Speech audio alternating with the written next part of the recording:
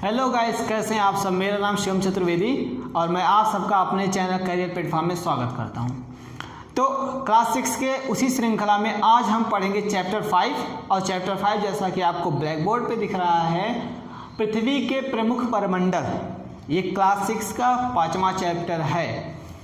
तो चलिए, आपको यहाँ पे कुछ फिगर दिख रहा होगा, ये मैंने बनाया है। ये फिगर तो थोड़ा सा मेरा गंदा है, लेकिन ओवरऑल एग्जैक्टली वही बनाया है जो होता है, ठीक। तो ये क्लास 6 के एनसीईआरटी से मैं ये फिगर लिया हूँ और बस आपको जो वर्ल्ड मैप है, जो हमारे विश्व का नक्शा है, उसके प्रारूप को थोड़ा सा समझाने की कोशिश करूँगा, क्योंकि जब आप 6 का 5वां चैप्टर पढ़ोगे तो आपको पहले तो इस मैप के बारे में थोड़ी जानकारी होनी चाहिए, क्योंकि 5वें चैप्टर में इन्हीं सब के बारे में बताया गया है। तो आप इनके बारे में थोड़ा बहुत ओवरव्यू ले लेंगे तो आपको ये चैप्टर बेहतर समझ में आएगा। इसके पहले 2-3 टॉपिक है, लेकिन मैं अभी उन टॉपिक को टच नहीं करूँगा। पहले हम थोड़ा सा डिस्कशन मैप के बारे में कर लेते हैं, जो इस पर लिखा गया है उनके बारे में कर लेते हैं, और जो बचेगा उसके बारे में हम नेक्स्ट वीडियो में डिस्कस करेंगे। इस वीडियो में सिर्फ हम इस मैप के बारे में थोड़ा सा समझेंगे। आइए हम यहाँ से एक एक पार्ट को उठाते हैं और उसके बारे में समझते हैं। तो देखिए, हम जानते हैं कि जो हमारा भूमंडल है, भूमंडल मतलब वह मंडल जहाँ पर चट्टाने कण से जो बना मंडल होता है उसे भूमंडल कहते हैं, जहाँ पर जीव निवास करते हैं, जीव रहते हैं, ठीक। तो भूमंडल भूपर्पटी का ही एक भाग होता है, ऊपर वाला भाग होता है, उसी भूमंडल होता है। फिर इसके बाद जलमंडल होता है, जहाँ पर हमारा जल होता है, जैसे कि महासागर वगैरह। और इसके बाद भूमंडल और जलमंडल, जहाँ पर ऑक्सीजन की मतलब जहाँ पर गैसें पाई जाती हों, इन सबको मिला के हमारा बनता है पर्यावरण वगैरह बनता है। तो अभी उन सब के बारे में हम अगले क्लास में डिस्कशन करेंगे। तो आइए हम थोड़ा सा ओवरव्यू देख लेते हैं वर्ल्ड मैप का, क्या है, कैसा है, और ये जो लाइनें हैं इनका क्या मतलब है, तो समझते हैं। इधर से स्टार्ट करते हैं। तो जब हम वर्ल्ड मैप पढ़ते हैं तो हम जानते हैं कि हमारे ग्लोब में या हमारे वर्ल्ड मैप में जो हमारे धरती का जो भाग है वो 7 पार्ट में डिवाइड है, 7 कॉन्टिनेंट यानी महाद्वीप में बांटा गया है।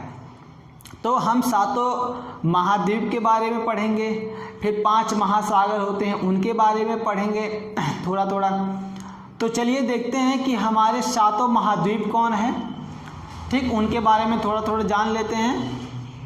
आइए देखते हैं। तो सबसे बड़ा जो हमारा महाद्वीप होता है, सबसे बड़ा जो महाद्वीप होता है वो यहाँ पे एशिया महाद्वीप आपको दिख रहा है, ये सबसे बड़ा महाद्वीप होता है। अब देखिए 7 महाद्वीप होते हैं, चलिए 7 को देख लेते हैं। पहला एशिया, फिर यूरोप महाद्वीप, एशिया महाद्वीप। तीसरा अफ्रीका महाद्वीप। चौथा उत्तरी अमेरिका। फिर 5वां दक्षिणी अमेरिका। 6वां अंटार्कटिका और 7वां ऑस्ट्रेलिया। ये हमारे 7 महाद्वीप हैं। जब आप आगे के क्लास में पढ़ेंगे, मतलब इंटर वाले बुक को जब उठा के पढ़ेंगे एनसीईआरटी का, तो आपको प्लेट विवर्तनिका का सिद्धांत मिलेगा, प्लेट विवर्तनिका का सिद्धांत मिलेगा। आप उसमें जानेंगे कि ये एक्चुअली में जो है एक 7 तैरती हुई प्लेटें हैं। ये 7 जो हैं ये एक प्लेटें हैं जो कि तैर रही हैं। किस पे तैर रही हैं, क्यों तैर रही हैं, सारा रीज़न आपको जब आप इंटर का जियोग्राफी उठा के पढ़ेंगे तब मिलेगा।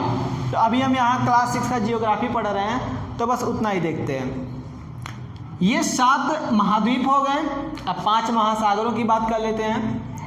पहला आर्कटिक महासागर, दूसरा अटलांटिक महासागर, तीसरा दक्षिण महासागर, चौथा हिंद महासागर और पांचवा जो है वो है प्रशांत महासागर। ये यहाँ भी होता है और यहाँ पर भी प्रशांत महासागर लिखा जाता है,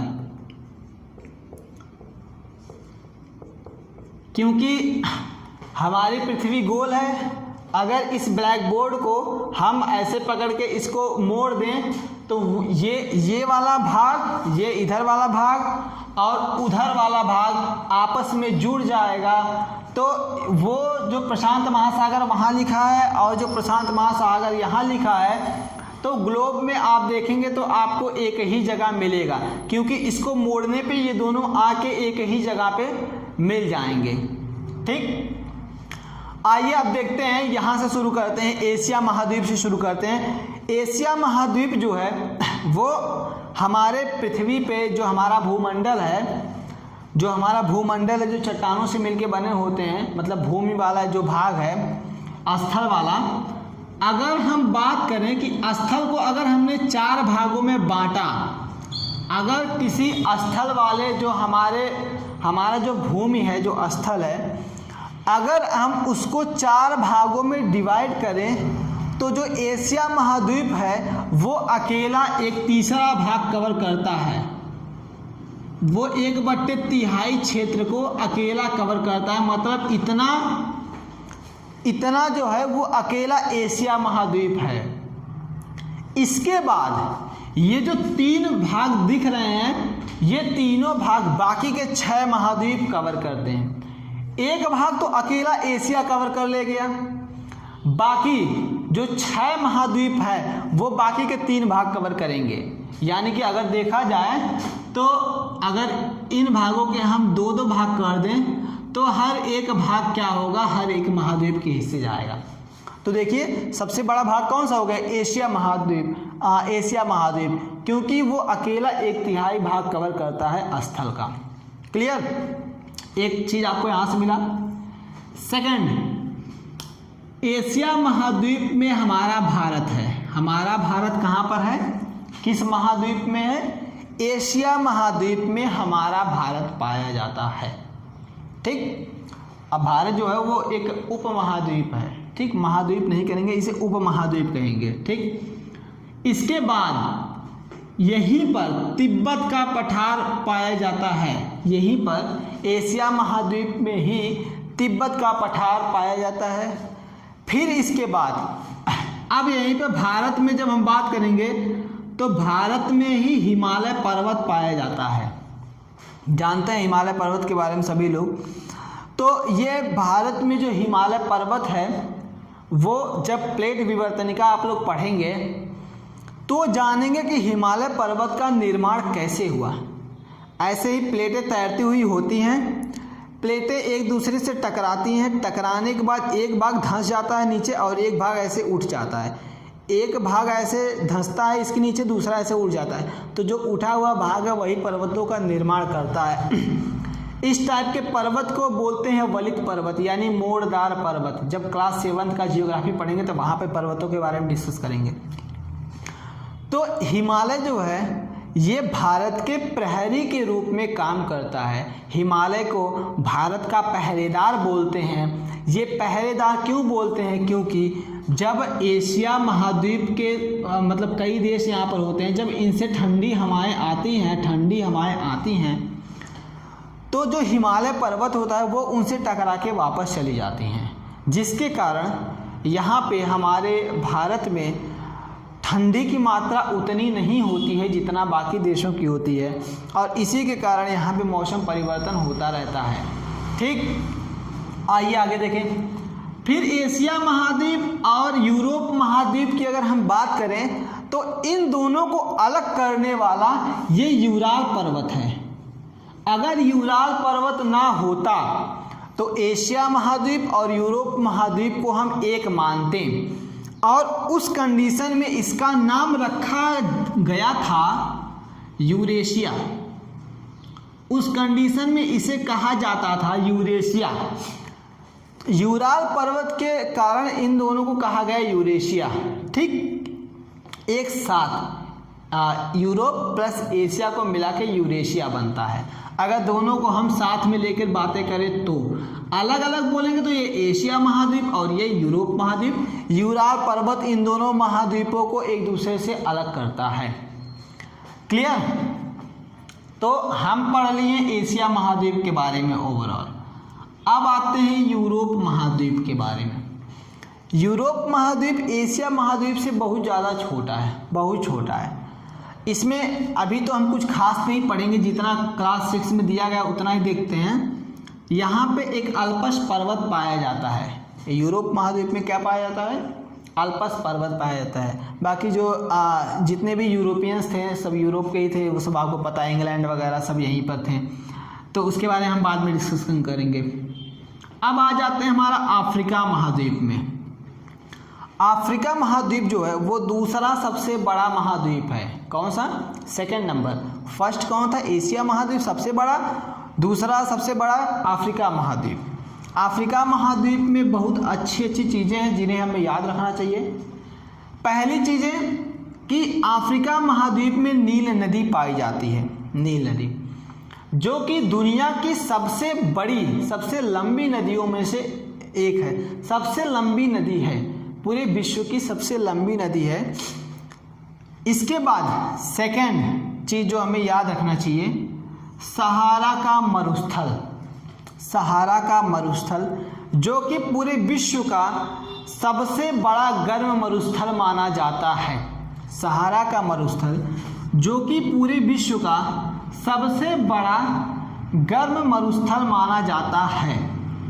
यहीं पर एटलस पर्वत भी पाया जाता है। यहीं पर एटलस पर्वत पाया जाता है और ड्रैकेंसबर्ग पर्वत भी पाया जाता है।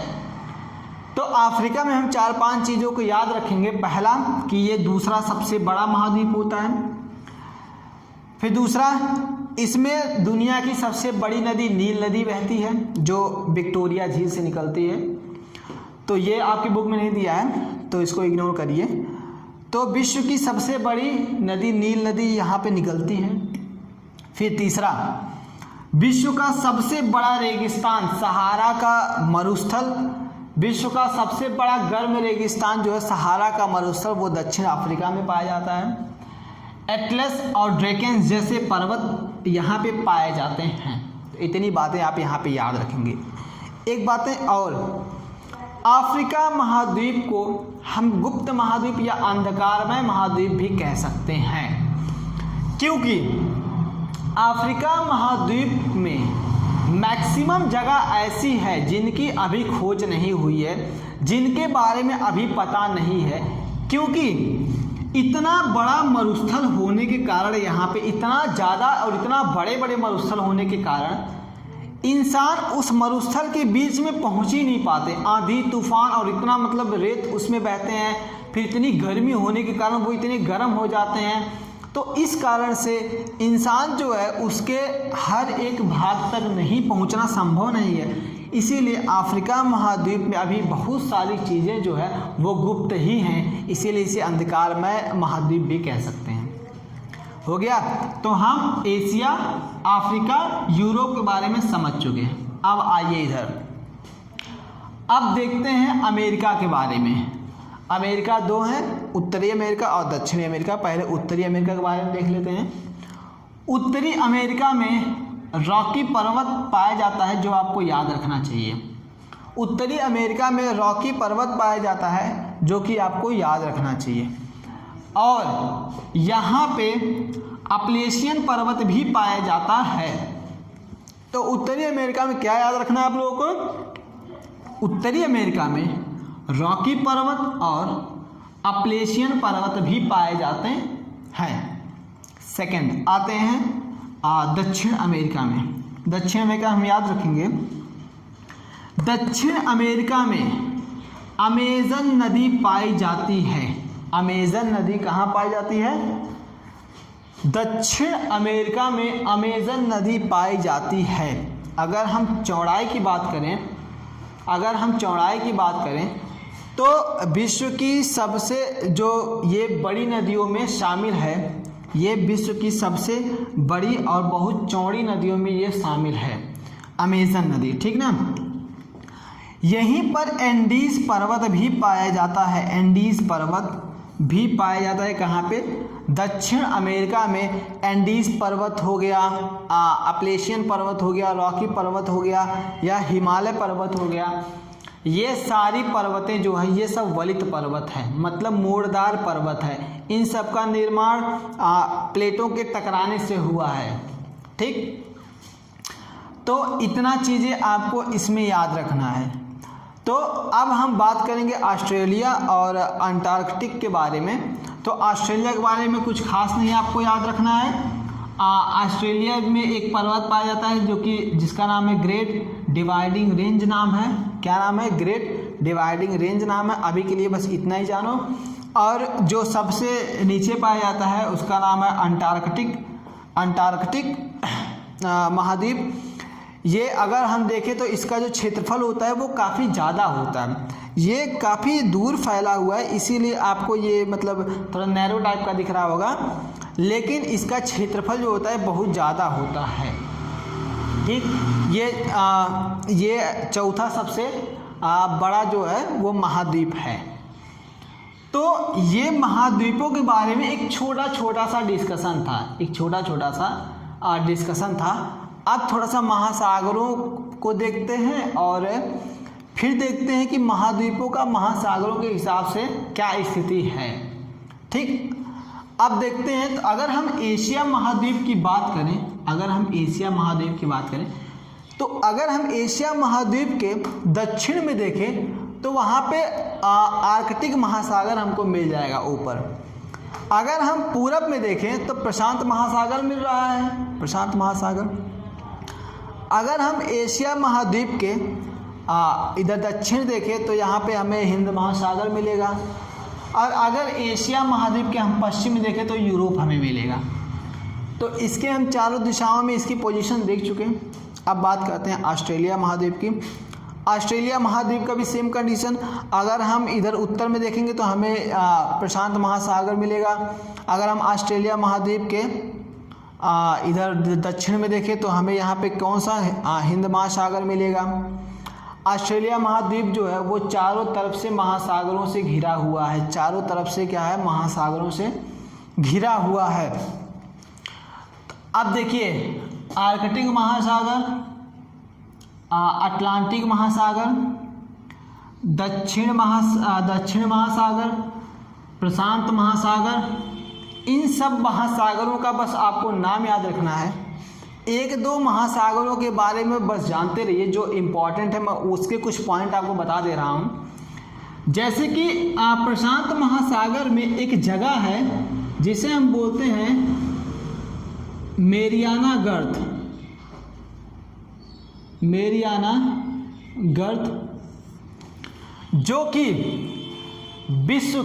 जो कि दुनिया की सबसे गहरी जगह है। अगर हम सबसे गहरी जगह दुनिया की देखें तो वो हमें प्रशांत महासागर में मेरियाना गर्त में मिलता है, जो कि एक कुएंनुमा आकृति इसका है। ऐसे कुएंनुमा आकृति है ऐसे करके। तो जो लास्ट वाली पोजीशन है, यहाँ से यहाँ तक का डिस्टेंस जो है वो 11,022 मीटर है। यानी कि समुद्र तल से 11 किलोमीटर गहरा दुनिया की सबसे गहरी जगह है मेरियाना गर्त के नाम से, जो कि प्रशांत महासागर में स्थित है। हमने थोड़ा सा हिमालय पर्वत के बारे में डिस्कशन किया था। इसकी मैं आपको हाइट बता दे रहा हूँ। इसकी हाइट है 8,800, अब 50 है। पहले का डाटा जो था, जब पहले मेज़र किया गया था तो 8,848 था, लेकिन अब 8,850 मीटर माना गया है। तो ये महासागर, प्रशांत महासागर इम्पोर्टेंट था। उसमें एक पॉइंट इम्पोर्टेंट था जो आपके 6th की बुक में दी है, तो उसको मैं बता दिया। फिर इसके बाद हिमालय पर्वत में ये दिया था तो ये भी हमने बता दिया।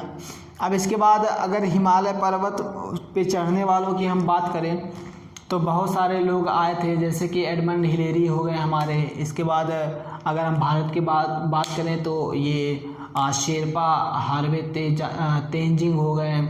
इसके बाद और भी बछेंद्री पाल हो गए। तो ये सारे लोग जो थे, इन लोगों ने माउंट एवरेस्ट पे चढ़ाई भी की थी। बछेंद्री पाल जो थी वो पहली महिला थी जो हिमालय पर्वत पे चढ़ने वाली पहली महिला थी।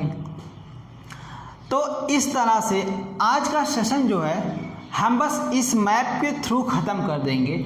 अगले सेशन में हम बात करेंगे कि बाकी जो हमारा परिमंडल होता है, जैसा कि आपको टॉपिक यहाँ दिख रहा है, परिमंडल, फिर भूमंडल होता है, स्थल मंडल होता है, इन सब के बारे में और भी कुछ चीज़ें जानेंगे इनके बारे में। लेकिन इस लेक्चर में बस आज के लिए इतना ही। Thank you so much.